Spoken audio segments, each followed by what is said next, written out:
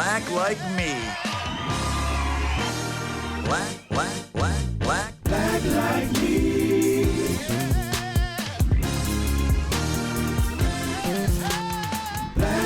me.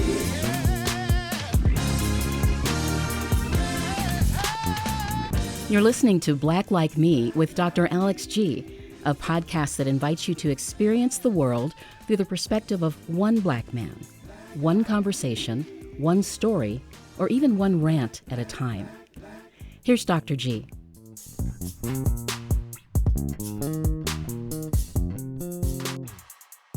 You know, the older I get, the more I appreciate my own voice. And the more I really appreciate space like this podcast that I've created, thanks to my listeners, subscribers, supporters, patrons. I love having the space to voice what I see, what I feel, and what I expect. One of the atrocities of slavery was that slaves were never able to say, ouch, I've got a headache. I don't want you sexually. I don't want to be mated. I don't want to be breeded. I've got feelings. I'm a human. I am not 3/5 of a person. And that's why with much of the Americana memorabilia of black folks, Google it. Don't. What the hell? Go ahead. Take a look at it. You'll see mammy figures, black face figurines on aprons, pot holders, salt shakers, smiling, doing jigs and soft shoe. Because it would be unconscionable for good Christian white folks to think that they could rape and abuse and beat and cheat black people, and they didn't mind it. And they minded it. It would be unconscionable. So they had to convince themselves we liked it. We were happy. And so when we complain, it becomes problematic. When I wrote my Justified Anger op-ed piece in 2013, people wrote me and said, well, if you don't like it here, go back home. My family's been in Madison for 51 years. My family has been in America for almost half a millennium. So for about 4 centuries, my family has been here. In fact, when the ancestors of that white person who told me to go back home wherever he thought my home was, when his ancestors reached the beautiful and peaceful shores of what would become the United States of America, my family was already speaking English. Yeah, let that settle for just a minute. We were already speaking English when his family showed up with an accent. And so, from Europe. And so I love the fact that I can speak, that you listen and comment, and it just helps. This week I was watching someone who I follow on Twitter, Joy Reid. She is a national journalist, Harvard trained. I like her boldness, her use of social media. And she was playing clips of Tucker Carlson, another journalist, who calls her the race lady. And not only does he call her the race lady, he calls her the race lady from Harvard, the Harvard's race lady, almost insinuating, how can you go to Harvard and say that that racism still exists? That's almost like saying to Kamala Harris, how can you say that the United States has elected a female vice president and then still say that there's sexism and that people are still chauvinist? Just because she broke the color barrier, just because she had great SAT scores and great GPA and got into Harvard, doesn't mean that racial strife is over. And so the ignorance, the preponderance of ignorance of individuals who think that just because some of us have done well, that there is no broken system. Because there's parole and because people get out of prison, does that mean that the prison system is not broken? Just because most people get good health attention means that there's no bad physicians. And so let's just breathe. Let's just take a moment, folks. And let's not be so angry at people for saying, ouch, some of this shit hurts. And so, again, that's why I appreciate this podcast, because I can say things that I see and that I feel.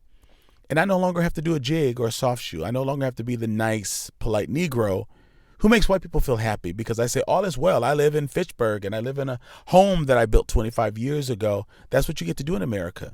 When you and your partner graduate from college together And one of you has a track scholarship, my wife, and the other has a Badger alum, my mom, who paid cash for my tuition. So we graduated from college 30 plus years ago with zero debt.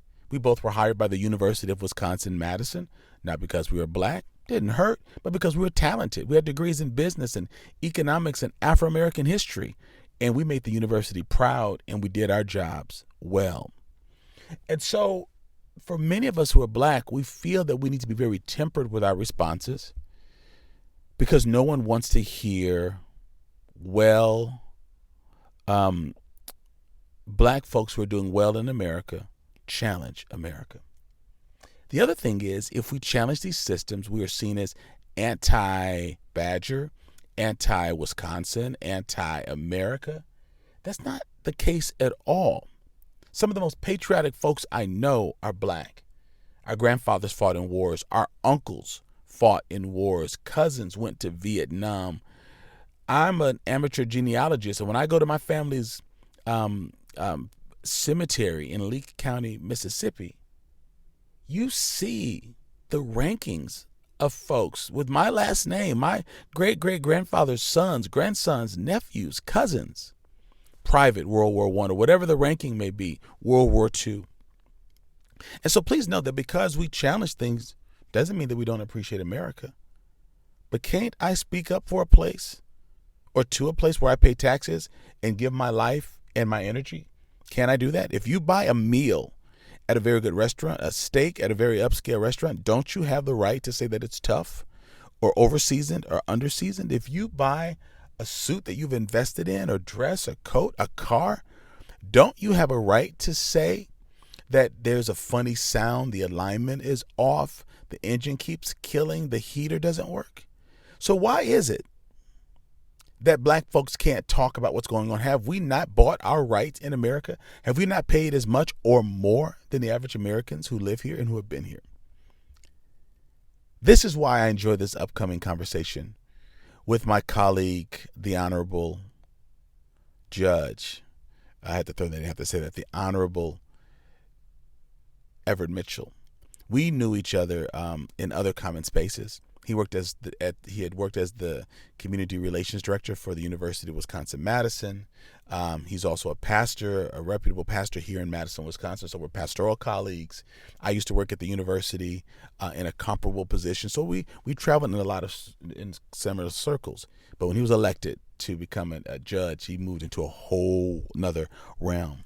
One of the reasons why I enjoy talking with the Honorable Everett Mitchell is that he has not lost his edge, his grittiness, his earthiness, his blackness, just because a brother wears a black robe, has a gavel, and sits on a real big desk. I like the fact that the truth-telling part of him that I've heard in pulpits, that I heard when he worked on campus, he brings it to the bench.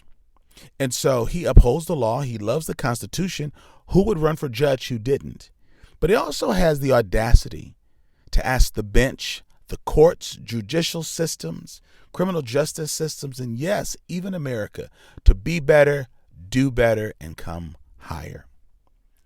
In the segment that you're about to listen to, I was interviewing him for a segment that we do, or for an activity that we do that's called Lean Into Allyship, something that was developed by some friends, Dan Beltran and Samantha Jefferson, and others, partners with Lauren Usher and others from Generator, who help us to have monthly gatherings with white people who are really new. They're not woke. They're just sort of blinking. They're just sort of like, huh, what was that? But they're trying to get there, and I appreciate this group. And so we get together monthly, and we interview various history makers, trailblazers, thought leaders who help them to lean in more into understanding their role in allyship. We say allyship because it's not passive. You need to do something. Black people are not going to entertain you in our pain so that while you watch it and say, Leaning into allyship allows us to say, you've now heard, do something, educate, donate, affiliate. And so recently, Judge Mitchell was my guest. And we spoke right after the ruling on I still call it the George Floyd case, although I know he was not on trial, or was he? But the police officer that knelt on him, I don't like to say his name, but we were just talking about justice. Is it getting better? Is it getting worse? He brought up some interesting concepts like the role of discretion in judicial rulings that kind of rocked my world. And he also gave a challenge to the systems. He talked about what white people get and what black and brown people get when they go to court. And people don't like to hear him say that because we like to believe that justice is blind. Does that mean colorblind also? And how is that working for us? And as a backdrop, let me just say, a report just came out. If you've been listening for a while, you know that I talked about this a little bit with Justice Jill Karofsky, who's a member of the Wisconsin Supreme Court. And we talked about this report that showed that there are a few counties in Wisconsin where black and brown men are more likely to get a prison sentence, exponentially more than their white counterparts. And she and I unpacked that a little bit. So that's a part of the backdrop of what I'm talking with Mitchell about as well. I get lots of notes that say, I enjoy it when you talk to your friends. I feel like I'm sitting in on a buddy talk, family talk. And that's what this podcast is meant to be. It's meant to be a place where you can lean in and do that.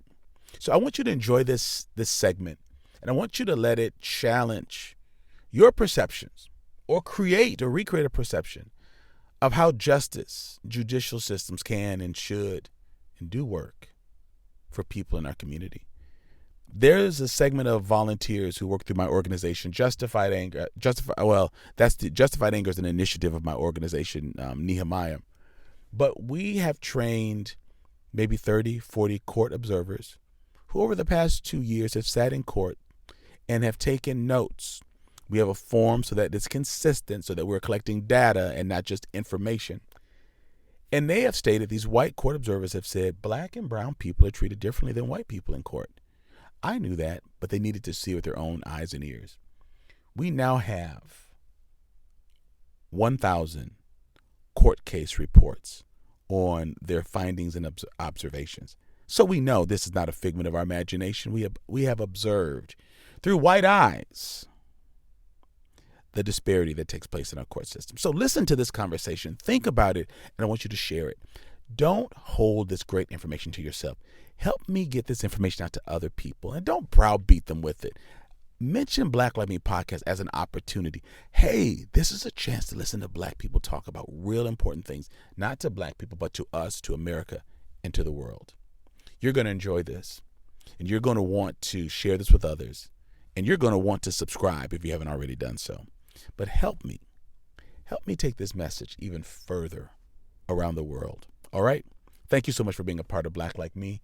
Enjoy this episode and this interview with the Honorable Everett Mitchell. Judge Mitchell has been introduced, but I just also want to say that he has an illustrious educational background. He studied at Jarvis Christian College, I believe that's in Texas, Morehouse College in Atlanta, Georgia, where he received his BA. He received 2 degrees from Princeton Theological Seminary, both his MDiv, Master's in Divinity, and Master's of Theology. And man, this brother is not a slacker. And his JD, or his law degree from UW-Madison Law School in 2010. In addition to all of his experiences as a Dane County Circuit Judge, just last year he was appointed as an adjunct faculty member at the UW Law School. He's a colleague and a friend, and we've known each other and worked together through good times and bad, shoulder to shoulder, particularly during all of the craziness that happened in 2020.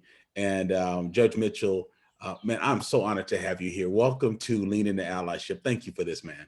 Thank you, man. Thank you, man. I figured that the best way I can make sure allies know is to make sure you look on my shirt, vote.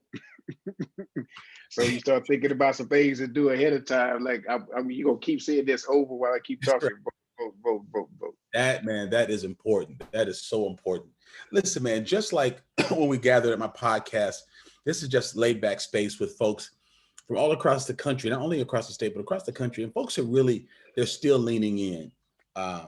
Judge, they're still trying to figure out what next steps to take. Some people hide out in spaces like this, and we push them out. We tell them to educate, donate, affiliate, get connected. Others come in for inspiration because they want to learn what they don't know so that they can be a part of the solution.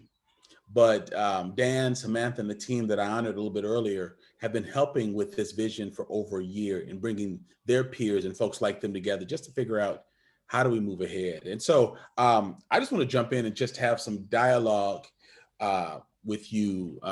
Man, it seems like every other day something major is happening in the news regarding judicial justice, police brutality, march, a protest, another family sitting with their attorney on someone's couch on Good Morning America, the Today Show, talking about watching body cams of seeing the loved one being shot. So I just want to process some of that with you a little bit. But first of all, let me just jump in and just ask the obvious thing, because I may not be able to get here, Judge. The ruling on the George Floyd murder case, were you surprised at all at the outcome? Well, first of all, let me ask, were you surprised that the jury came back as quickly as they did? And were you surprised at the outcome?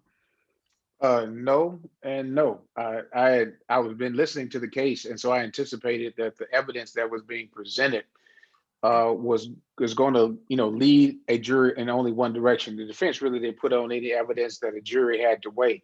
What made this significantly different, and I'm not the first person who recognized this, is that in most cases you never have police officers testify against other police officers. Right. So the blue testimony broke down the blue wave and the blue wall. And so that allowed for officers and jurors to hear for the first time in a long time that the actions of that officer, I don't even give his name, I won't say his name, that the actions of that officer was unreasonable, that he's not trained like that. That's not how they were trained. That is not what a reasonable officer would do.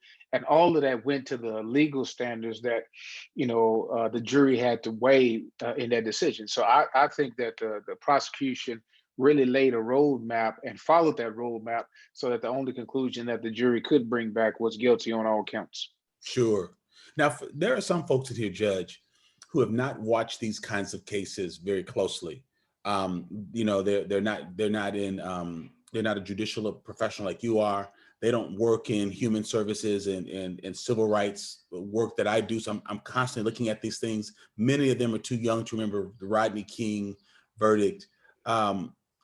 It is not common. I mean, let's just underscore this. It is not common for police to testify against police in these type of cases, whether they're highly profiled or not, correct? Yeah, I mean, I can't think of another instance, and I'm sure there might be, but I can't think of another instance where I've seen that type of collaboration with law enforcement to work with the district attorney in prosecuting these kind of cases. I mean, you talk about the chief trainer for the officer, people, different colleagues who are responsible for training of law enforcement in the Minneapolis area, all were on the witness list of the prosecution rather than the witnesses of the defense. And I think that made a significant difference. And I think about the number of cases that I have watched and looked at over the years where there was no opportunity for a prosecution to kind of lay their foundation to get to a place of reasonableness, to say that this is not reasonable, because there was just nobody to testify against that individual. Sure. Now, we watched cases concerning whether or not there's going to be an indictment against the police officers in the Michael Brown case in Ferguson, Eric Garner. We watched case after case after case and watch police officers walk.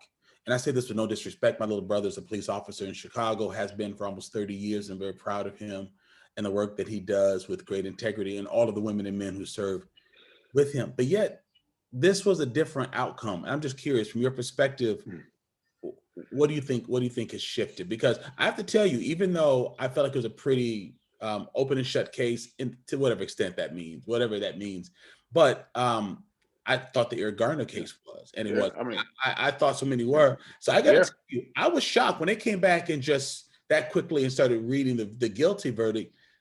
I almost started sobbing, and it wasn't like, I want somebody to go to jail, because they didn't bring George Floyd back. Mm-hmm. But I was really shocked and moved emotionally that I was witnessing this type of justice. So I guess I threw a lot of things in there. What made this shift seem different And am I alone in feeling this sense of shock, relief, but also this emotional outburst that, wow, this is justice, and I'm not used to this feeling. Mm. Yeah, I would say that for me, I would say that they've been able to get convictions, but I would say to me that I didn't sense that this conviction meant justice because it really hasn't changed anything. I mean, we watched a Okay. man get lynched and murdered for, now we know it's 9 minutes and 26 seconds, right before our eyes, and people felt powerless to do anything about it. So to me, the notion that this man could be, murdered right in front of us and right in front of the community and public was a reminder of this kind of systemic ways in which policing, at least in this context and in his mind, at least in that one person's mind, had devolved into a place that doesn't represent what even policing should represent. Right? That's not even good policing. That was murder. And I think the communities are being educated because so many. I mean, you got to think about this, Alex. When we started this conversation in 2015 after the death of Tony Robinson, which was on the heels of all of the instances of Right. Timir Rice and Eric Gardner, Mike Brown, all Right. kicking off with George Zimmerman. The notion of Black Lives Matter was seen as a terrorist statement, right? Right. But now in 2019, 2020, Black Lives Matter is more of a common understanding because all of these different groups have been pushing to raise the consciousness of our allies over the years. So I think the conscious raising has allowed for different individuals to see things a little differently, just like they did with the civil rights movement, right? Once Selma was broadcast on NBC Right. and ABC and CBS, it changed the dramatic tensions, right, of Sure. those individuals. And I think that's what we're seeing right now is the bringing to the consciousness of why this is important, and then educating individuals so that they are commonly aware that this is an issue that none of us want to say represents the best of our country. Right. Right. And then meanwhile, on the heels of this, what is it, 10 miles away? Yeah, Dante. Yeah, Dante gets shot by a police Shot. officer On accident. on an accident, and she's saying taser, taser, taser.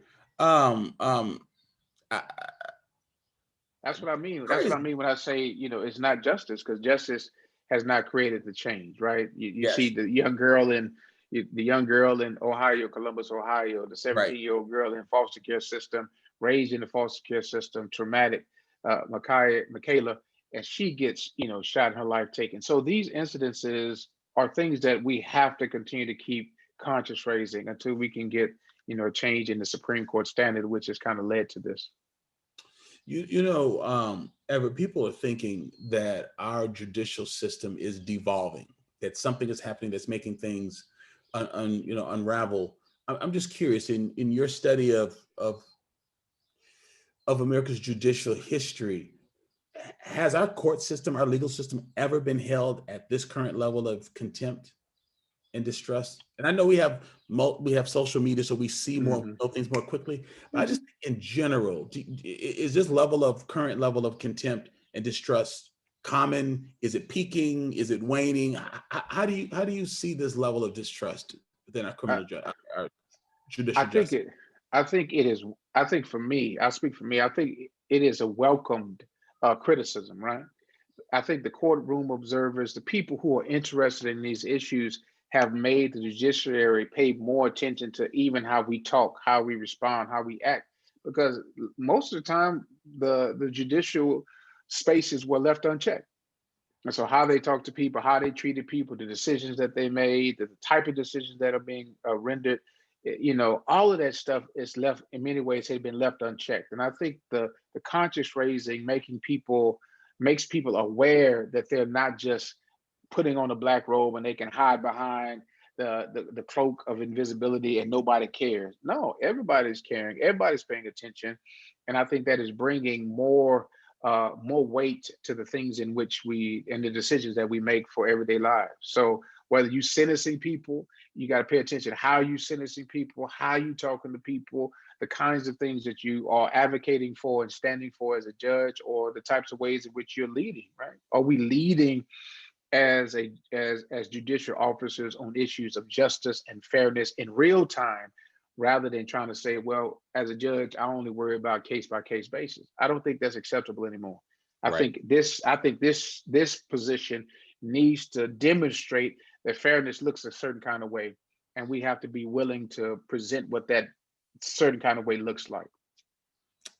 Do you think this level of scrutiny, really, scrutiny almost sounds pejorative, but I say this level of accountability for our elected judicial leaders, do you think this current level of scrutiny is going to drive a different ilk of individuals to run for the bench, or will we keep continuing to draw people who haven't really thought much about the accountability? I I mean, if you just look in Dane County in general, man, you're seeing way more different types of people coming into the bench like you've never seen before, right? And Milwaukee too. I mean, different people are starting to realize that this place is not just reserved for the traditional white man. Yeah, That we as individuals have to use these skills and talents and be at the seat to be the ones who make the decisions. right. And then when you're in that seat, you're the ones who provide the barrier. That's why these kind of positions are so dangerous. They don't care about if we entertain them. They don't care if we go play some basketball, do some rap music. But when you start talking about I want to raise a generation of judges, then that's where you that's the Yes. activist state. That's the activist state. I want to raise a generation of activist judges. And by activist judges, I keep saying activist just means I'm trying to activate the Constitution to be representative of all people. That's what kind of judges we need sitting on the bench. Like we want this to work for all people, not just for certain people. And until we get that, and as we are getting that, you're going to start seeing different types of people who bring a different humanity to the bench when they sit down on it and begin to render decisions for people. Wow. That's powerful, and it gives me a lot of hope to judge. A friend of mine, we didn't know each other at the time, but a group of 4 judges, Dane County Circuit judges, went through our Justified Anger U.S. Black History course. And I think in part because our court observers were sitting in their courts noting how Black and brown people were treated in response to their white colleagues. But one of them, Jill Karofsky, was elected to the Wisconsin Supreme Court in an amazing way. That whole thing went all the way up to the U.S. Supreme Court, and how whether or not we could change our election date. So she and I talked about that on our podcast. But she recently approached me and said, "Hey, Alex, I got so much out of that U.S. Black History course. Judges need continuing education. Would you be willing to provide some training?" And so I solicit the support of my colleague, Dr. Christy Clark-Pujara, UW professor from the Afro-Am department. If you go onto our US Black History course, she's the rock star that teaches that. Well, we are teaching all 9 judiciaries. I don't know if I'm calling the name right, judiciary districts, but all 9 already trained too, starting with Kenosha. And you know the significance of that. I'll just say starting with Kenosha. And so I just want people to understand, you don't have to change the whole world at one time. This was one person who was the Dane County Circuit judge who ran for Supreme Court and did not forget what they learned. She said, I've got to affiliate. I've been educated. I've been supporting. Now I've got to do something. Affiliating means that you don't just come to Zoom discussions like this. This is a step, friends, but you have to begin to ask, what's my sphere of influence? And so what I'm realizing is there are 9 districts. We just trained the district that includes Door County, and we're working our way around the state. But these are court commissioners, judges. We've even had Supreme Court justices sit in on the training. But these are things that folks whose eyes are being opened, who are really experiencing being woke and not just sleepwalking, are using their power to make sure that this becomes a part of judicial continuing education. Now, you can lead a horse to water, the saying goes, and not make them drink. However, every district, every judiciary district is going to have to sit and be trained by 2 African-American scholars and practitioners on how the Constitution, the document which each of them has sworn to defend, is really a pro-slavery document. And we just want to help them to understand it. But it's interesting to me, Judge, the pushback is very interesting, and no one's ever mean or clobbering us. But basically, what some of the judges are saying is, but justice is blind. What would King say about your suggestion that we take race and history and culture into our consideration as we're sitting on the bench? We're just ruling by the law. And if we do that, what would King say? What about not seeing, the color of our skin, but the content of our character? And I said, well, Your Honor, all due respect, King was talking to y'all. Black mothers have been telling their sons and daughters for centuries, you are not just the color of your skin, and you are not 3/5 of a person. But had y'all listened to King 60, 70 years ago, I wouldn't be doing this training right now. So you can't ignore 70 years of King's teachings. Then all of a sudden now you want to ask me, what would King think if he knew you were teaching this? Yeah. You would think white people like, what are y'all going to listen? So when you mentioned that we got to get judges as activists on the bench, and that's a mouthful. You saying something with that, sir. Mm-hmm. But I would say that a way to get judges' mindset, because obviously we're supposed to be, what there's a whole history of Supreme Court cases that talks about the Constitution as being colorblind, and the notion of colorblindness is that we look at individuals, but where you got to hammer them, Alex, and don't let them off, is discretion. That's the word you have to focus on. It's not, our rulings may not be fueled by race, because it's fueled by evidence that is presented to us in some cases, but it is the discretion that we give to everything that happens before us, right? What are we going to do with our discretion when we see a single Black mother who comes in and who may miss a court hearing? Do we necessarily issue a warrant? Do we have to issue a warrant, right? What do we do with, a Black man who's trying to fight for his children, and how do we make sure that he doesn't have wrapped up in child support? Or do we explain to him the process so that he can go and advocate for himself the way he needs to?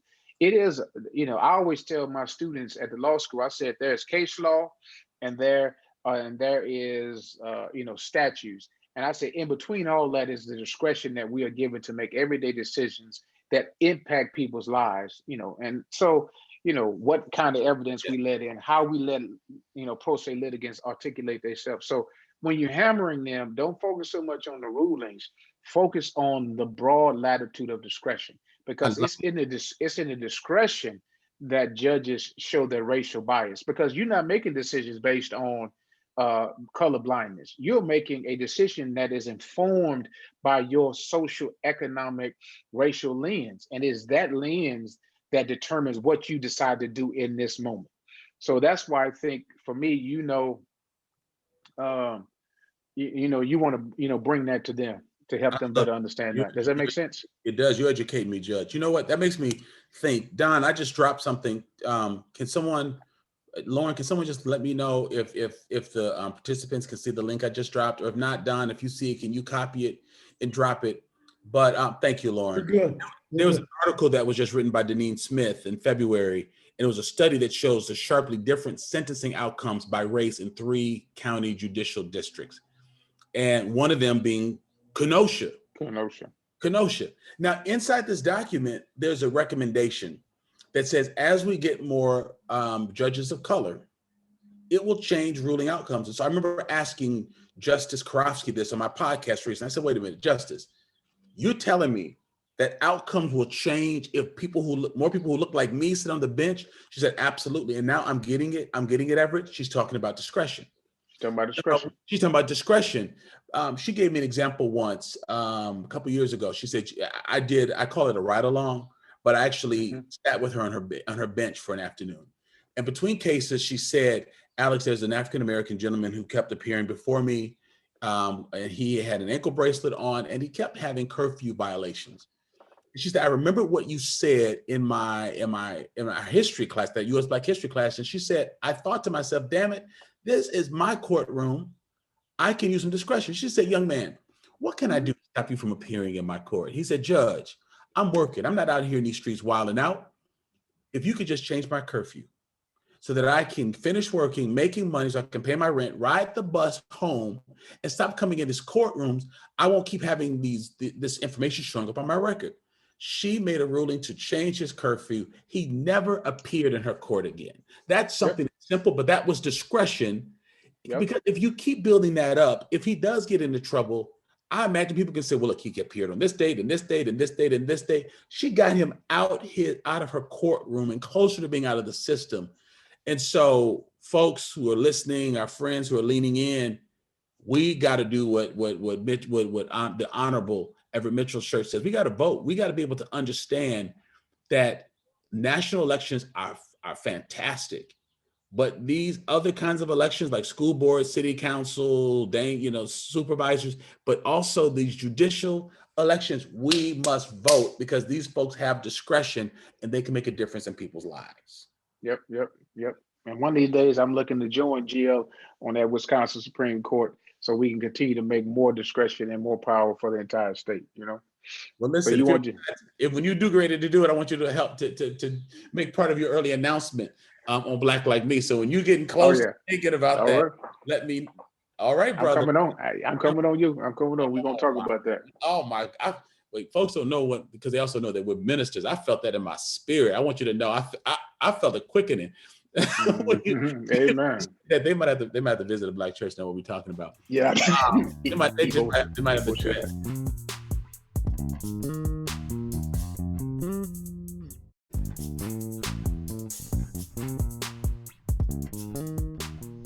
Hi, this is Amy from Eugene, Oregon.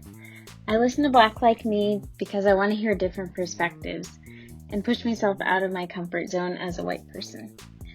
I support the podcast as a Patreon because it's an awesome show and I know it takes a ton of work and effort to make it all happen. Hey, what's up, Black Like Me family? We are celebrating the 5th year of this award-winning podcast, Black Like Me. It now has a reach throughout the U.S. and in over 100 countries around the world.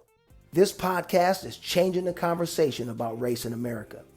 By going to patreon.com/Black Like Me and signing up at any of the levels offered, you are not only signing up to make a monthly donation, you are also helping to create better content and, more importantly, joining a growing community of people interested in engaging the issue of race with a raw, unprecedented honesty and creating a better society. And as a patron of the podcast, you'll have access to exclusive content like extended interviews, bonus rants, and video chats with Dr. G. You will also have a chance to join the conversation that other patrons are already having with Dr. G about race in America. So to become a patron of the show, go to patreon.com/Black Like Me or see the link in our show notes. And for as little as $2, you can support these important conversations and the work that Dr. G is doing. Thank you in advance. So we continue to talk about judicial justice or the perceived lack of it. And what I realize is when you talk to Department of Corrections, they'll say, hey, we're not picking up people and bringing them to our prisons. They're coming to us through the police and through the DA and through the courts. And the courts are saying we're not Department of Corrections, and the police are saying we're not the DA.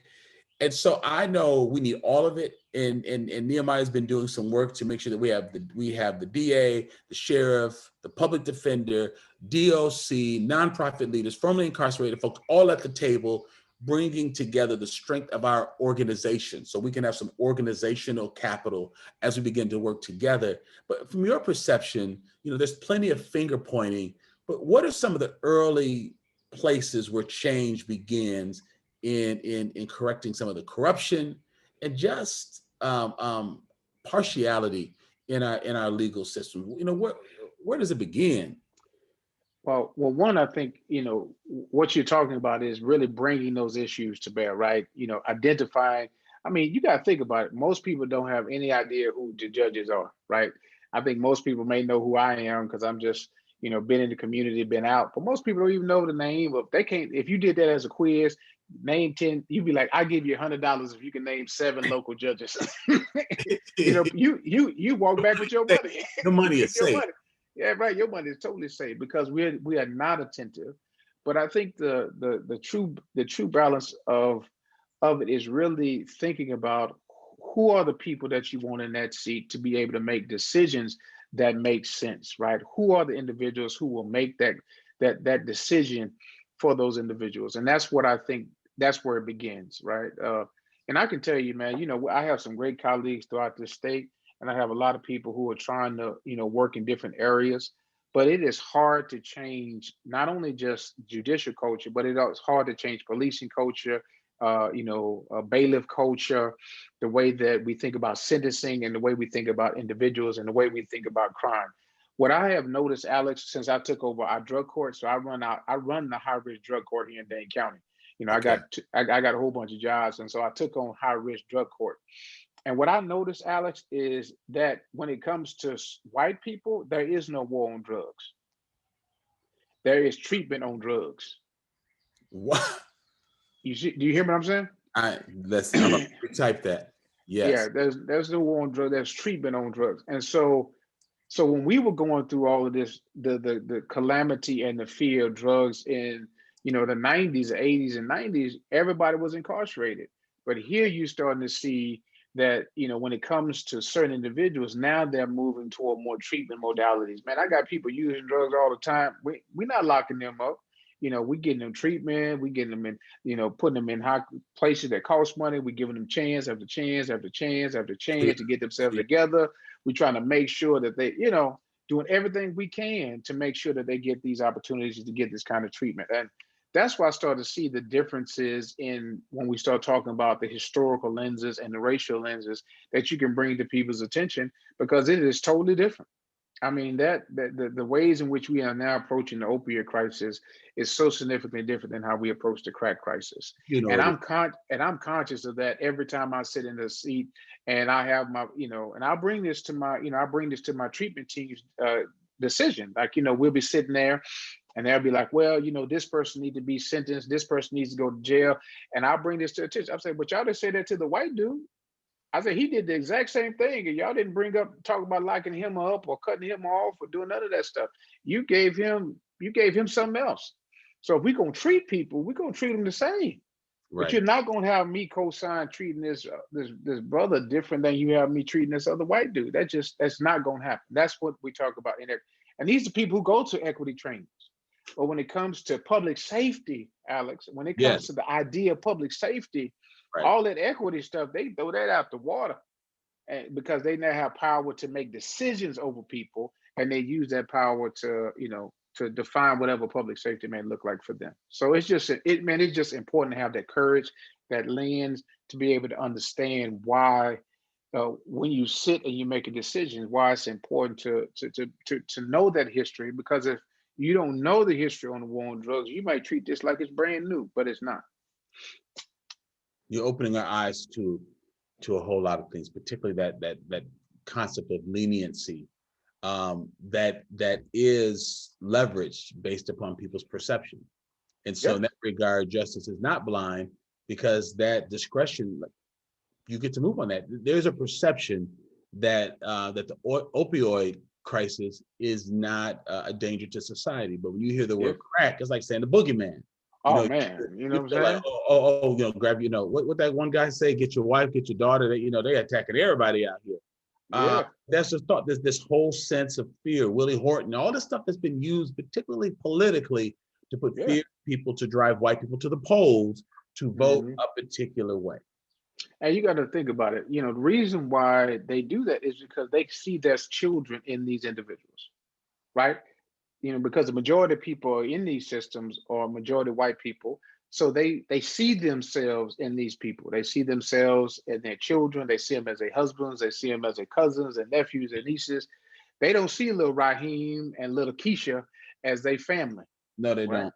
So, but I stand on the bench. I'm like, they look more like my kids. So I don't see them as a beast or see them as crazy or Right, mean or a threat. right. I see them as children, and I call them children, and I treat them as children, and I talk to them as children, so that they understand that even though they in a crazy situation of the court system, that I still perceive them as young children who can be changed.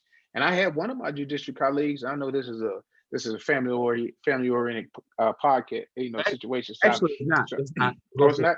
So I had one of my colleagues. He was upset about one of the kids that stole a car from his neighborhood, and he was like, when I was in this rotation, if they weren't fixed by the age of 3, I just said fuck them, and I'm ready to just say fuck these kids. You just and I'm like, I'm sitting in my office, getting ready to Like, respond to, what I'm saying, like, did I just hear him say, like, he was in this seat and he was saying fuck kids who had not been treated by the age of 3 because ain't nothing else to do with them. So then when we start talking about why are the disparities so rich, they may say to you color is blind, but I just had a white dude tell me fuck them right. if they're Damn. not fixed by the age of 3, right? So that means that how he processed and thought about cases when they came before him, we weren't talking about change. He was gonna lock them up because he didn't think that they had the capacity for rehabilitation in them. And that mentality ever doesn't go away overnight. Oh, You can't implicit bias train that out. You can't capitalize the being black and get that out. You can't watch Roots and get that out. That came from someplace that was instilled, and those folks are being elected and reelected, and that's part of what's happening to our system, folks. People don't want to believe that folks say that. No. Listen, here's the thing about it. I'm not shocked that the judge said fuck them. I'm shocked at the fact that he puts on a black robe, gets on the bench, and then does what he says is going to happen. That's yep. what gets me. I'm not shocked by what people say, but when you get up on a bench and you legislate and you make judgment that shows that you believe that and you mean that and that's what you're doing, Mhm. it's. Remember, many of the listeners here are too young to remember one of Tom Cruise's first breakout movies, Risky Business. But there's a one line that just says, if you can't say fuck it, you can't do it. And Mhm. so the point is, if a judge has a boldness to say fuck him, he will get on that bench. Yep. And That's do why exactly do that's why the exactly. system is fucked up. Yep. And That's that's saying that.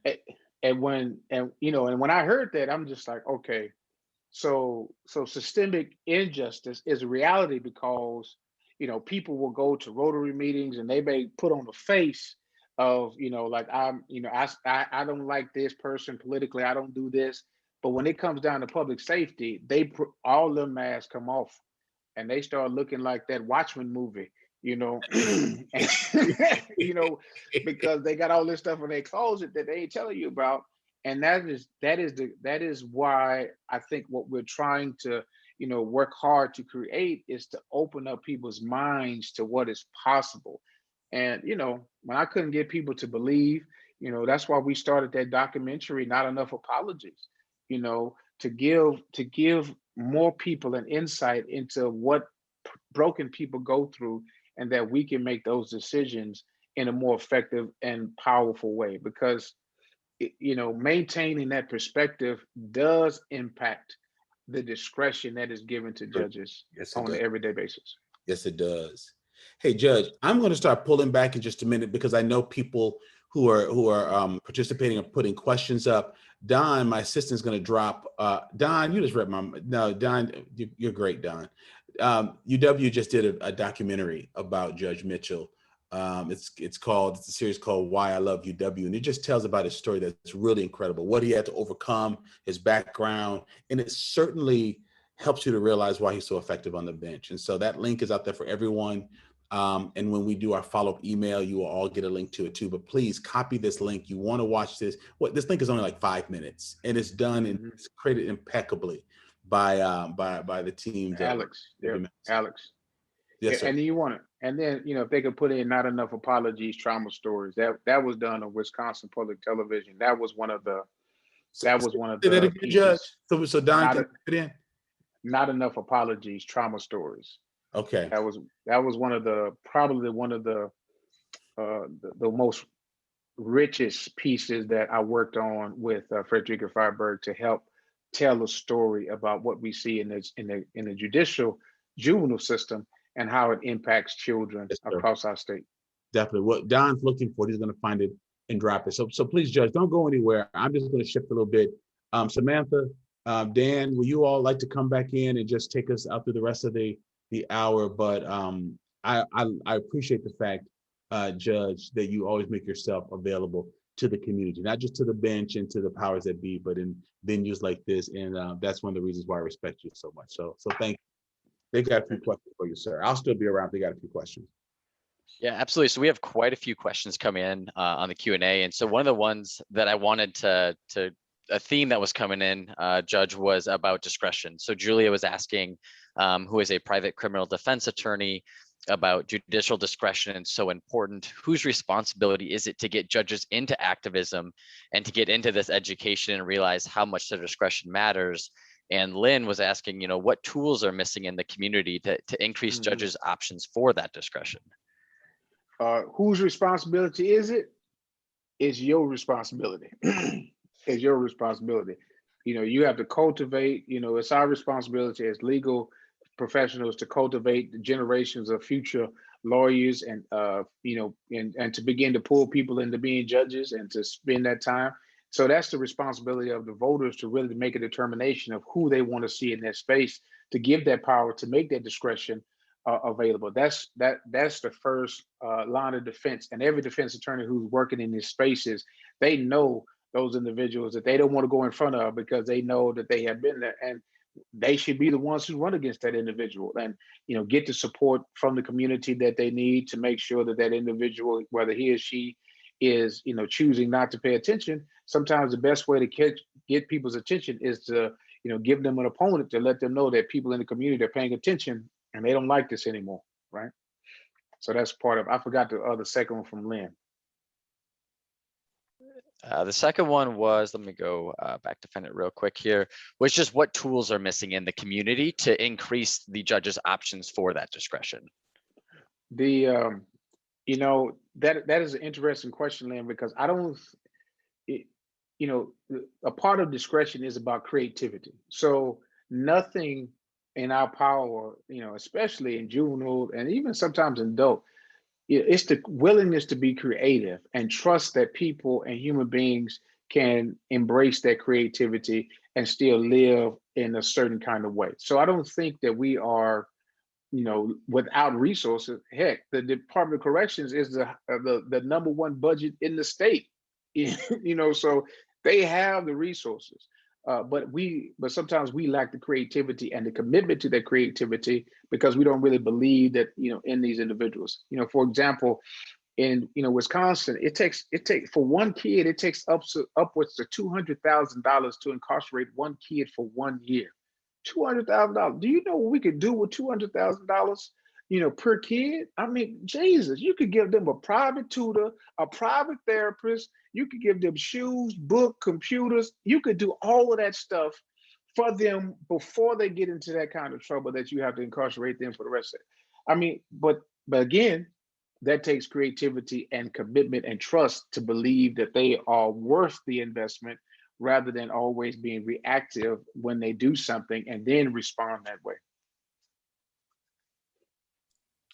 Absolutely. Thank you for that insight. I think that kind of leads to another question that we saw as a heavy theme throughout the Q&A, as a follow-up to so much of the conversation around youth, right, in this broken system and the way that they are impacted kind of like once they're in the pipeline, right? So as an added question from both Amy and Leanne and Rosalind as well, they asked about how the Supreme Court decision about sentencing juveniles to life imprisonment, that recent ruling, how that will affect Black communities, how that impacts Wisconsin, and what we can do and how can we continue, of course, in addition to voting, as you have said, right? And we do hold the power of those decisions, but could you talk to us a little bit about what that means for us here? That case, I believe, is an Alabama case, and that case was really about whether or not they can ask, they had to make some kind of finding in their statute before they could begin to move a kid to life imprisonment. And so all the Supreme Court did was basically say that, no, you don't have to make that finding for a judge to make that ruling to sentence them to life imprisonment. I would say that, from my perspective, the young people that, we think about, being, lifetime imprisonment are the ones that probably are the most traumatized and need the most assistance and help.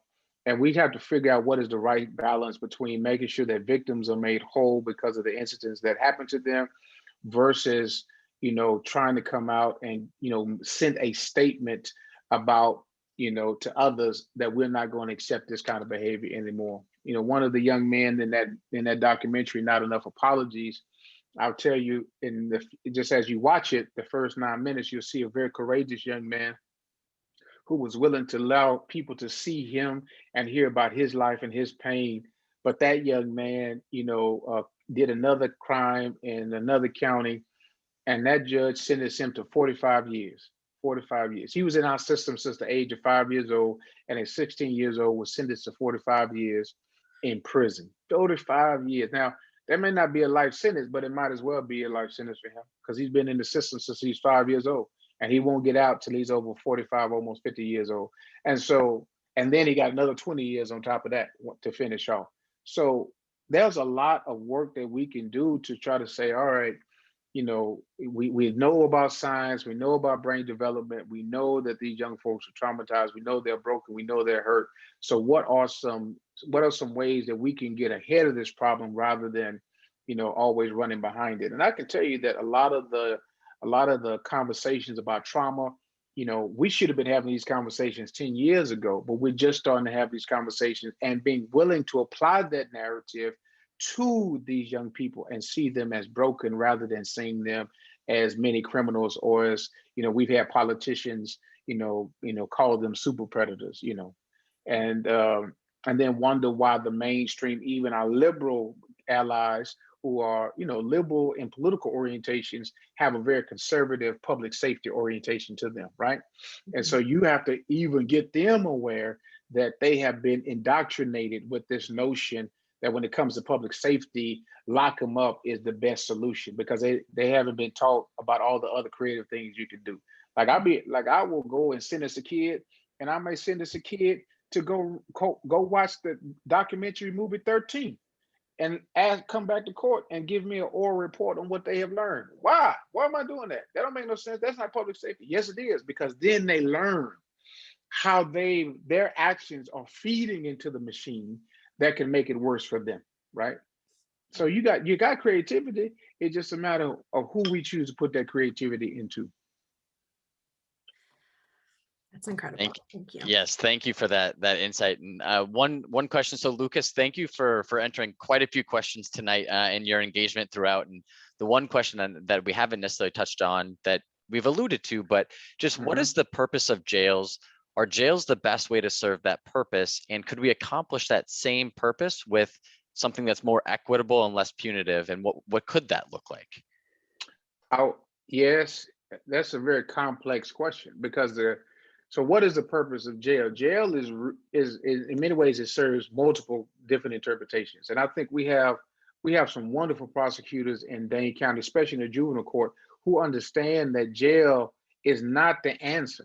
Like jail doesn't answer, but sometimes there are people who cannot control their impulses, and so sometimes a sentence to give them time to rehabilitate is the hope that why we send them there. Now, we call it Department of Corrections, but the DOC has moved away from this kind of mantra of rehabilitation, depending on the administration that's happening at the time and what their priorities are. They keep changing back and forth.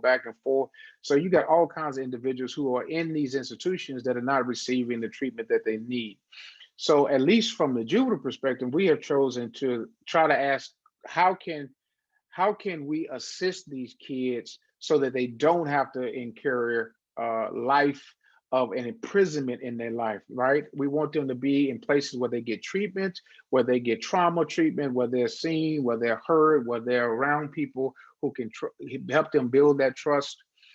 Because without those elements, man, there's some people like at a place called St. Charles, close outside of Milwaukee, Miss Georgia at Wells. I know she ain't on this call, but she like a Black woman, man. She be talking to these kids, get these kids having a conversation that they ain't never had before. And as a result, they don't want to, they find community and they feel safe and they don't want to go back into that.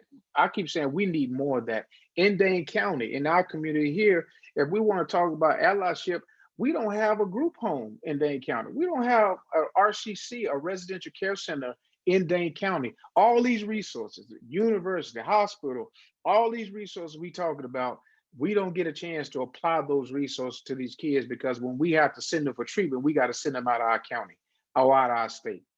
So a lot of the attention, yes, it's on adults and what you do for adult prison. But I'm telling you right now, man, I got kids in Tennessee, I got kids in Detroit, got kids in Arkansas. We've got kids everywhere because we don't have and we have not invested in the resources here locally to provide those talents and things to our families and our children right in our local areas, right? It just, as Brian Stevens says, we send them away because it allows, so we don't have to see it, and it allows for them to stay broken, and as a result, we stay broken too. So that's something that we can work on together, right? We can reimagine, and it'd be nice, Dr. G, to us to have a conversation about how we reimagine juvenile justice in Dane County, because I don't think the community has been included in sitting down to reimagine what it could look like for us to do something different in Dane County for our young people. Just reimagine it. What does a reimagined process look like? What does a reimagined community look like? Hear, hear. Right? I love it. Do you? Do you really? I do. Yes, sir. Yes, sir. Okay. All right. I'm not gonna lie to a judge because I know what you can do to people. Yeah. Well, I don't have jurisdiction over you, so okay. I can't do nothing to you. Just smile. Another question that we had kind of in that same conversation of reimagining and creativity and just sharing that ideation, right? And just the way that we can do and be different. Susan asked about the increased diversity among judges that you spoke of. And she asked, what interaction do you have with one another when it comes to sharing ideas, discussing philosophy, et cetera? Clearly, so many could take a page out of your book, right? And how often do you have a chance to learn from and grow with each other?